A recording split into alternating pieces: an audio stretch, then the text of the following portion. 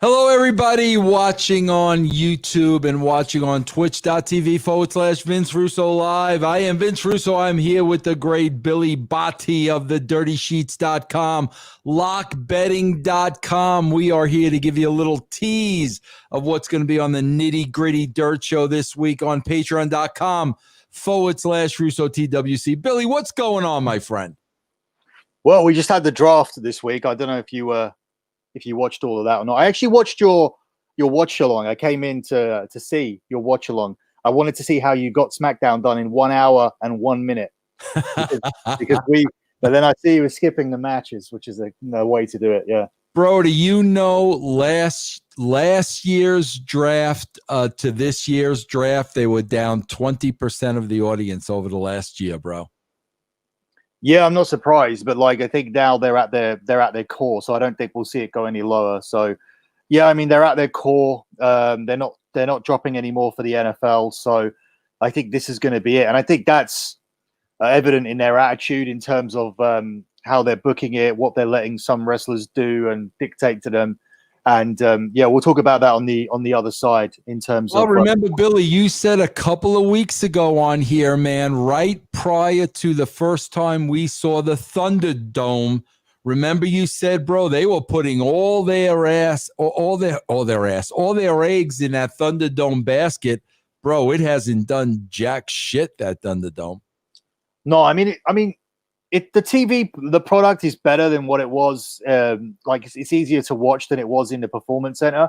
Although NXT are there and they've done the Thunderdome crowd combination, which I think is a better way to do it. And now that the WWE have renewed their deal with the Thunderdome, that's something that we'll talk more about on the other side. Now that they've renewed their deal for an extra month, it'll be interesting to see whether they are going to go, because the contract was watertight in terms of this building isn't going to be operational throughout 2020.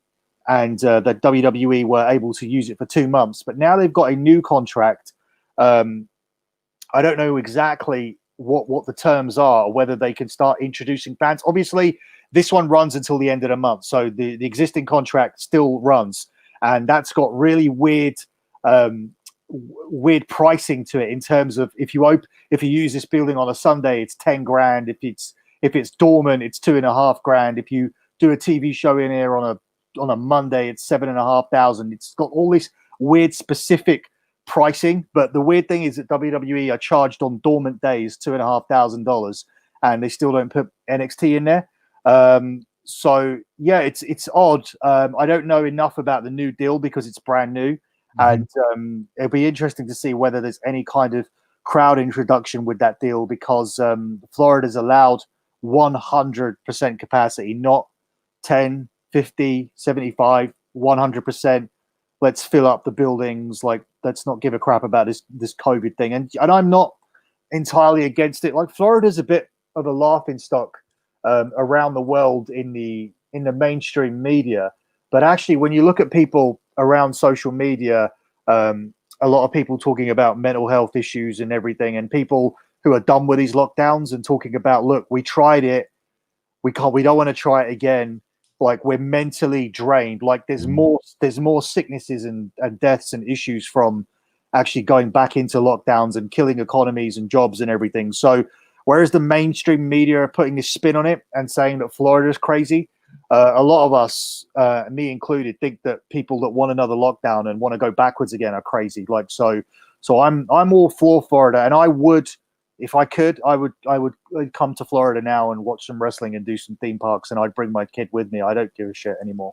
Wow, good. Interesting, bro. Bro, what about, we got a comment on here. Alonzo Smith on YouTube. Billy Botti is awesome and the best part of the brand. What do you got to say about that, bro?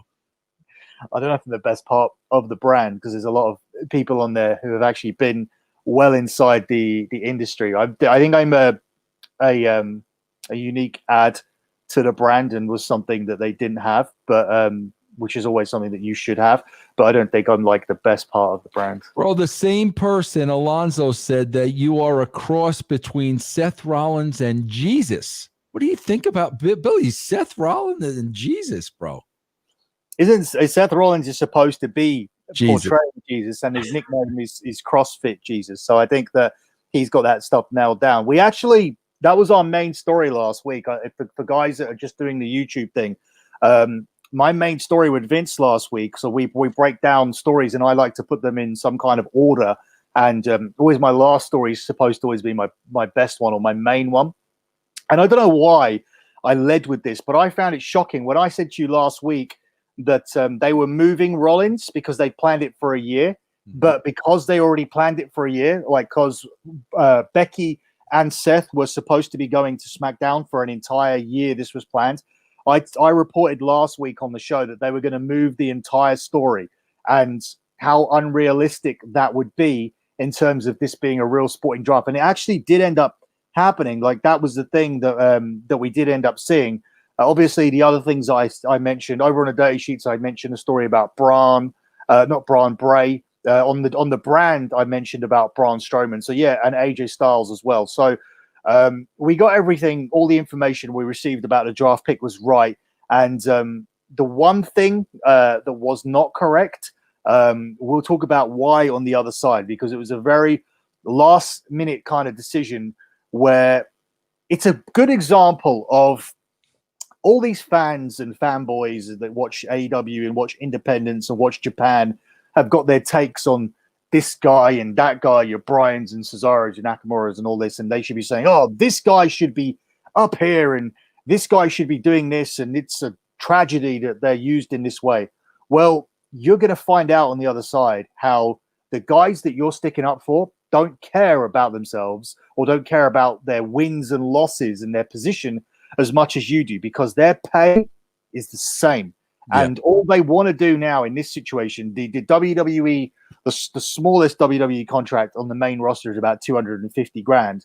And there's a lot of contracts that are paid up a downside guarantee of $500,000. And there's a lot of guys that have them from, Miz. If you look at the Miz and Dolph Ziggler and Kevin Owens, they're way above that number. So you're looking at guys in that position who are above it. So all these guys want to do is they want to retain their 750 or their $500,000 contracts and get them again and again and again until they're comfortable. And they honestly don't care about the wins, the losses, the push, and all that stuff as much as you do. So whereas you're batting for them, and whereas back in the day when Vince was in charge, talk about Russo here. That may have been an important thing because you were really fighting for your position, and this match on the card and that match on the house show or wherever paid more money. Yeah, it's all gone, and this is evident by something that we'll talk about on the other side. Okay, what else do we got to talk about on the other side? What else is happening? Give me some teases, bro. What do we got? Yeah, so we have that story. We have a really massive and hilarious lie that the WWE told on Raw this week and on SmackDown, something they really were trying to get over. We've got some big information about the Thunderdome, including a situation that I think is going to get chaotic, personally. Speculation about certain people that weren't drafted and where one of them may go. And that's it. Like, I mean, there's stuff there to break down more extensively, and that's what we will do. We'll stick on these stories. And we'll certainly discuss more about the whole situation in terms of being satisfied with permanent year in, year out, highly paid employment over caring about your career position and what it's going to take for these fans to understand that, because we still have guys out there who are, who go out and constantly say Cesaro's the big one. Cesaro's the one where they say, oh, Cesaro should be this and Cesaro should be that. Well, R-Truth has 7 properties and he lives in a $2 million house and has, I don't know, I forget, 5 or 6 children, and he's completely comfortable. And he's never won the title, or he's never won the Intercontinental title, and he's never been in the main event. And all he's done is kept his job with the company, I believe, for 13 years. And that's completely good enough for him, because his life is far, far better than 99% of people. Well, Billy, we talk about this all the time. I bring this up all the time, and I don't know what it is, bro, but when it comes to these marks, when it comes to the dirt sheet marks, bro, they just lose all sense of business. They literally lose that this is a business and this is a job, and whether they win or lose, they're getting paid to see. I don't know what it is about the marks, bro. I don't know if they want to believe so badly this is really real and this is really happening. But, bro, they have no sense of business. And Meltzer's at the head of the pack. When I listen to Meltzer on castrating the marks every week, bro, he has zero understanding of the wrestling business, zero understanding of how networks work, zero understanding of the relationship between wrestling companies and networks. It just blows my mind, bro. These guys have no sense of business. Why do you think that is, Billy? Because I've never been in the business. I think that's the thing. Meltzer's spent his whole life talking about this business, but it's because he can make his money through. I mean, it's almost like peddling. It's almost like, I don't know whether he really thinks this stuff or whether he just echoes people's opinions and says what they want to say. Because I think there's got to be a part of him that understands that it's got to a point where where people's job security and having a comfortable paycheck is important. There's obviously going to be your Codys and people like that who walk out who want to follow on from his dad's legacy and all that kind of thing. Bro, I'll tell you this. If Cody wants to follow on from his dad's legacy, I think his dad would have beat Orange Cassidy in 20 minutes, bro. Is that how long they wrestled for? Bro, he couldn't beat Orange Cassidy. Bro, like, are you kidding me? Like, seriously, bro? We don't actually get Dynamite until tomorrow. But yeah, I'll check that out and see what happened with that. But yeah, if you spoil it for me, I don't care because it's not that important to me. Yeah. So they went to a draw, did they? 20-minute draw. 20-minute time limit. I'm like, are you shitting me, bro? Like, seriously, we're supposed to believe that? I was interested how they were going to get out of that because they just put Cassidy over Jericho and then had him lose to Brody Lee. So I was wondering what they were going to do with that match. I knew they wouldn't let Orange win. Well, they're gonna have a rematch in 2 weeks. Do you get this Orange Cassidy thing? Like, I don't get it, bro. Bro, I swear to God, I'm watching the match yesterday with Cody and Orange Cassidy, and like, bro, they start the match and Cody hits the ropes and then he's got to stop dead in the middle of the ring because Orange Cassidy's standing there with his hands on his pockets. So then Cody hits the other rope and has to stop short because Orange Cassidy is standing there. And I'm like, bro, I swear to God, I'm watching this and I'm like, what am I watching? Like, bro, could you imagine Austin coming off the rope and a guy is standing there with his hands in his pockets? Like, could you imagine what Steve Austin would do to that guy? Like, I don't know what I'm watching, bro. I don't understand it. Yeah, I mean, both AEW I just find flat out boring. The thing is with Raw, I just find it flat out confusing as to like the continuity issues and how they allow them, especially Vince, how he allows certain things to move on to TV. I mean, this week they promoted Ali's explanation and then didn't put it on TV. Like, if you're going to cut anything off the show this week, when we saw how bad that show actually was, why would you cut Ali's explanation? Like, the draft as well, the way we talked about this over on the Dirty Sheets, the way that the draft is done needs to really be restructured because it's the top. Once you know the top 5-10 brand picks, you have no incentive to watch the rest of the show. So that whole thing that they used to do where throughout the show, the computer would automatically switch people, because the whole thing of Raw picking Drew and Roman being picked by SmackDown, that's pointless. Like, you didn't need to do that bit. I mean, the random computer thing is the better way to go, because the final thing on Monday that should have happened was The Fiend should have been drafted to Raw as the last thing that you saw, not 5 minutes into the show Stephanie announces it. But that's the thing, that's one mistake that they made. But throughout the entire draft, the places where people were picked, Aleister Black on the 6th round, somebody that Paul Heyman had earmarked for being a main eventer at WrestleMania, and just the consistency throughout the show.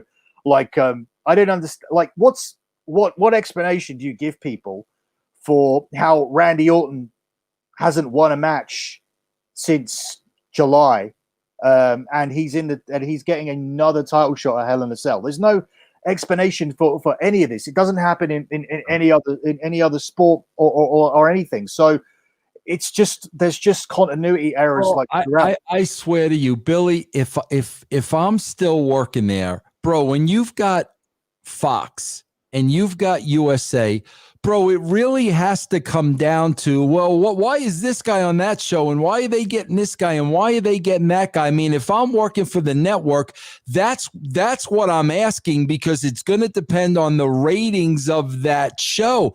Bro, I swear to God, legitimately, let Fox and USA draft. Legitimately, bro, let the network executives legitimately draft their own rosters, and then WWE creative should have to deal with that. That's the way I would do it, bro. that's not too far off what happens with certain people. Like, I don't think they don't give a shit about your Apollo cruises and things like that. But the Fox, the people at Fox did want Becky last year, and Ronda, and this was explained to them that they're part of a key storyline that's going on Raw. I mean, Fox got shafted right out the gate in terms of the people that they wanted: Roman, Becky, Brock Lesnar. They ended up negotiating with Fox off the bat and saying that we have this proposal where you have the Fiend, who's our hottest character, and we are proposing that we swap him over with Brock Lesnar. That was one of the things that happened immediately because they botched the Hell in a Cell finish. Becky Lynch, they told him flat out that you can have her in a year. Rollins goes with her because they're a couple. Couples are always kept together. So yeah, there are plays made for people, and Becky was one of the big ones that Fox wanted, and that's how we knew that Rollins was going over a year in advance. We knew that Seth was moving. I just was surprised to hear, and sometimes you hear stuff and you almost, it's very often like, even though Dave can be wrong over and over and over again, because I'm not Dave, and because I don't have an entire community out there that are going to make excuses for me, because loads of people are waiting for me to be wrong. And that's the difference, because I'm younger, I'm more outspoken, I'm burying their hero because he's a hero to them, and I cannot afford to be wrong. So there's sometimes pressure on me when I hear things and it doesn't make sense to me, and it's ridiculous. I sometimes have to go back to people and say, "Are you sure? Are you sure? Are you sure?" And I said, "Are you sure? Are you sure?" loads of times about them moving the entire Rey Mysterio, Seth Rollins story over to a different brand, because to me it's like going, well, that really makes wrestling look fake. Because and in Murphy too, it's like, how do you move all of these people over and make it look like this was a real sports event? And the guy said to me, "This is what they're doing." He goes, "I'm just telling you." He goes, "You can say it on your show, you can not say it on your show, you can wait. You can even gamble on it," which we did. You can gamble on the draft. So yeah, I came on your show and I said it, and it was correct. So yeah, just it's a risk sometimes, because you hear things that are stupid. But I tell you, it's never a case of, for me, it's always a case of logic. It's never a case of another reporter said something, because if another reporter says anything, Vince, I don't give a shit, because I believe who I'm getting the information of more than who they're getting the information of, because I'm not a mark, and I've got experience with dealing with people, and the way that I get the news, it's a chain.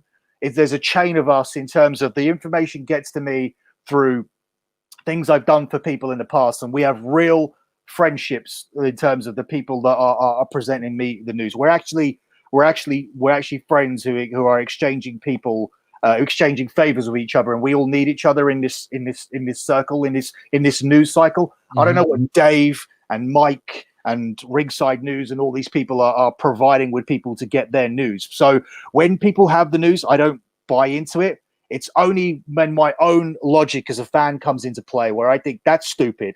That's stupid. But you know what? As the years have gone by, when something's stupid, sometimes I used to sit on it. I'll give you an example, because maybe I'm talking in circles. John Cena at WrestleMania 33 was going to be on a mixed tag. Nikki Bella against the Miz and Maurice, and at the time, John Cena was a main event player in 2017, and I sat on it for so long.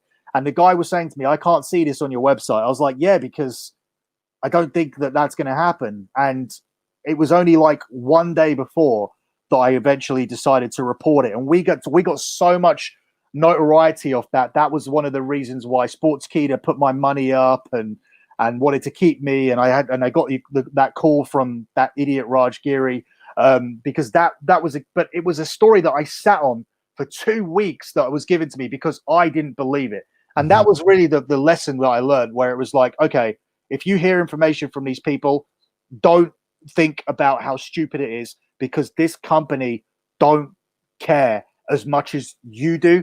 Just because you wouldn't tell the story and you wouldn't do it like that, or Russo wouldn't do it like that, doesn't mean that Bruce and Vince have seen the logic and the holes. It doesn't mean that. Like, don't give Vince and Bruce too much credit. Do your story, because it's probably going to be right. Yeah. So that's how I kind of like apply things now. Yeah. All right, Billy, we're going to hop over to Nitty Gritty Dirt Show. Tell everybody about the dirty sheets, lock betting. Give them all that information before we go over there.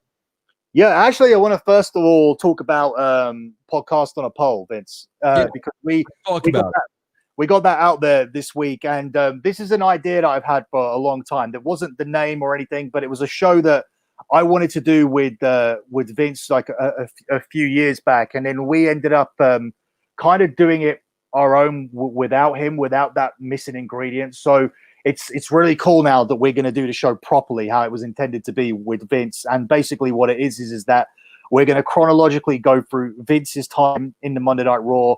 We're going to go month by month. So when we begin, we're going to begin with two pre-shows where we're going to talk about Vince Russo prior to the WWE. Vince Russo, how he even got into wrestling. Vince Russo, who ran the video store. Vince Russo writing a letter to Linda. All of this stuff and how that came about. It's going to be episode 1. Episode 2 is going to be a catch up with the Monday Night Wars. So where we are now. So we're going to breeze through 95, 96, what Vince thought when he saw the NWO starting from the magazine writer, and how we make the transition from magazine to creative. And then we begin properly. January 2021 is going to be January 1997 in our show.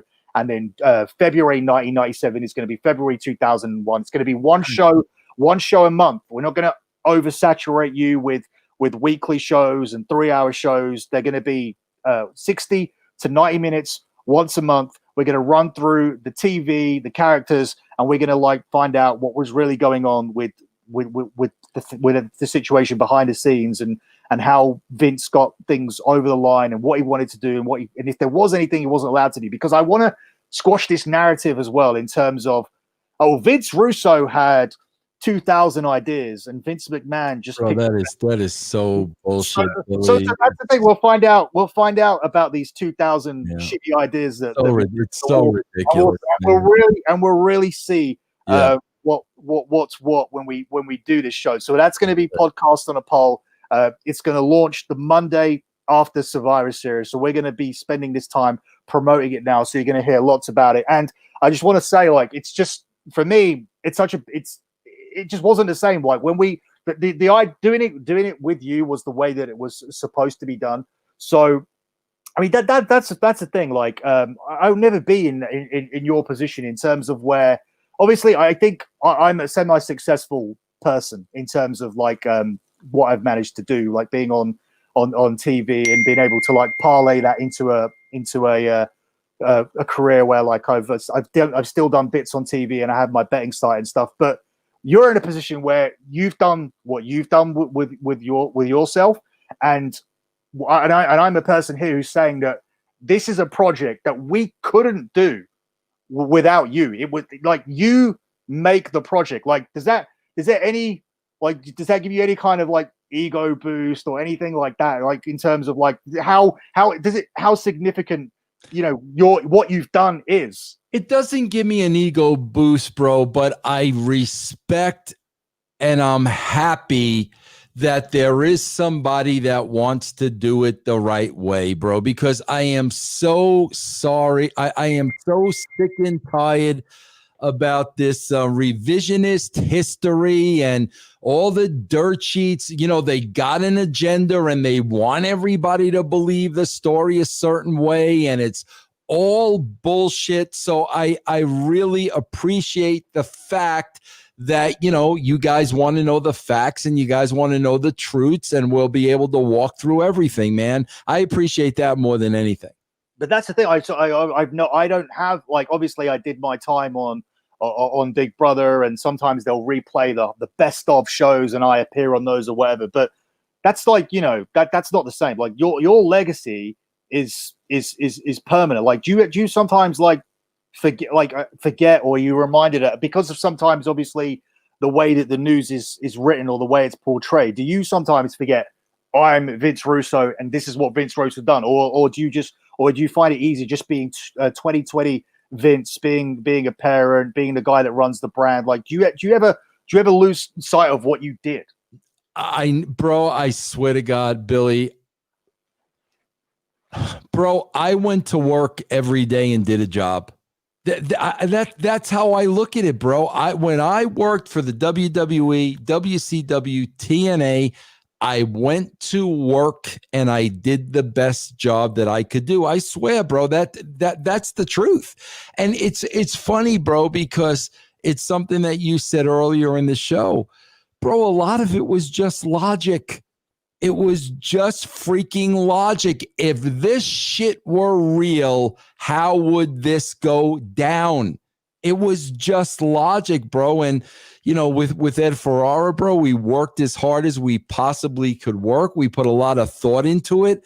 But at the end of the day, bro, it was my job and my name was on it. And I really just wanted it to be the best that it could be. Seriously, bro, we never stopped for a minute to smell the roses. Never. No matter what the rating was, when the rating came in, okay, bro, great rating. We got to worry about next week. We never, like, bro, there was no big celebration when we beat WCW because we knew, okay, bro, we got to beat them next week again, and then again after that, and again after that. So it was really never any of that. I just get pissed off, bro, when people just lie about shit. That's not true. You know, Vince taking the best. No, bro, Vince was handed a finished show, a finished, complete show with every segment, every commercial break, everything was on the show. He got handed a complete show. He would go through that show and he would have his little tweaks. That was it. He never changed the show. He never changed the body of the show. 99% of the show stayed intact. He would just pull out little nuances and make some things better, but he was handed a complete show. And I don't like, first of all, why would I freaking lie about that? I have no reason whatsoever to lie about it. And the frustrating thing to me is, you know, when I'm asked the questions and I tell you what happened, you're going to sit there and call me a liar. That's the part that freaking pisses me off. Bro, what do I have to lie about? It's freaking wrestling, man. And that's the thing, like, and I don't know whether you achieved like peace with it or calmness or a sense of calm over the years, but I would be so pissed off because I would be like, all the same people are there now. Right. And it's like, I'd be saying, well, I started work in February 97 and I left in October 99. And here's a graph. And look at this line that goes up like this. And I'd just be like, look at the line. And I'd be going crazy telling people to look at this line. I started here. And this line goes, oh, it's just. I'll be honest with you, Billy. I just got tired of it. I just got to the point. I'm like, you know what, bro? Believe whatever you want to believe. Make up, like, bro. The whole thing with, oh, bro, you know, he was influenced by ECW and he ripped off. Bro, I never even watched ECW. I saw maybe maybe, bro, 3 to 5 ECW shows. I never bought an ECW pay-per-view in my life, but they, because, bro, Vince Russo obviously had a rip-off Paul Heyman. I didn't even freaking watch ECW, bro. And here's something for you younger fans who may have been younger at the time. We're going to shut these myths down because everybody now thinks that they're an ECW fan or they love ECW or that they miss ECW. We're going to shut that myth down because ECW really wasn't that easy to find as as revisionist history. Exactly, bro. I didn't know what ECW was until Paul Heyman turned up in 2000 or until Taz and Raven and these guys started to turn up to places. And then you started to do your research. But in terms of finding their TV show and finding their pay-per-views and everything, look, the access, it was not as accessible as people turn out. It was not as big at the time. Bro, they were drawing on TNN, the Nashville network. Bro, they were drawing what AEW draws now. That's all they were drawing, bro. There was 750,000 to 1 million people watching that show. That's it. Yeah, and that's the thing. But that's the thing that pisses me off, Billy. If I was influenced by the show, I would say it. Why wouldn't I say it? But the fact that I wasn't influenced by the show and I say it and you don't believe me and I'm a lie, why would I freaking lie about that, bro?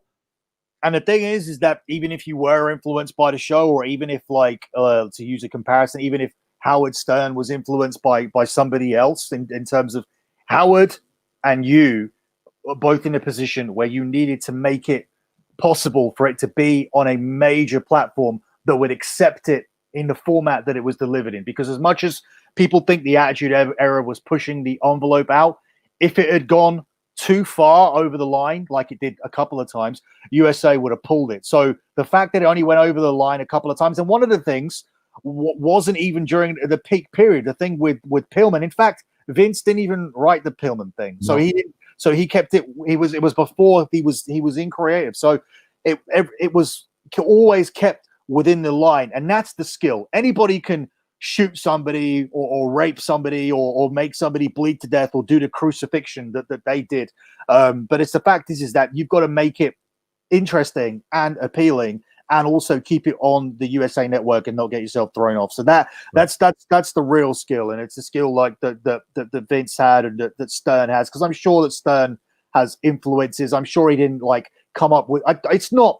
I didn't think it was his brainchild to start interviewing his guests differently, and there's an influence there. There's an influence with everything. So yeah. But that's what we're going to be doing. So I wanted to talk about that over everything, because we do my other plugs every week. But yeah, the dirtysheets.com is my website where you get the wrestling news and the betting picks for UFC and WWE and boxing. But over at lockbetting.com is where you get everything, all sports.